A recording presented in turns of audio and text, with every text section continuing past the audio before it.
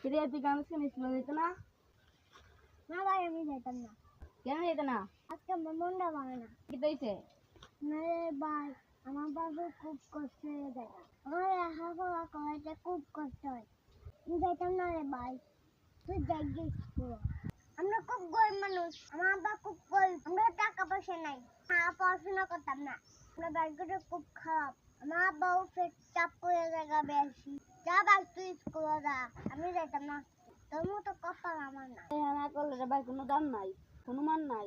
পড়ালেখা করলে সব কিছু করতে হবে। পড়ালেখা করিস না। আমি কি জানি সেটা দিয়ে তুই পড়ালেখা করতে চাস? শোন আমি তোর একটা বুদ্ধি দেই। তুই তোর বাবার সাহায্য করতে চাইলে টিউশনি পড়া। তোর পড়ালেখা ঠিক থাকবো, বাবার কিছু সাহায্য দিব। পড়ালেখা করলে ভাই অনেক কিছু করা যায়। তুই টিউশনি পড়াইবে?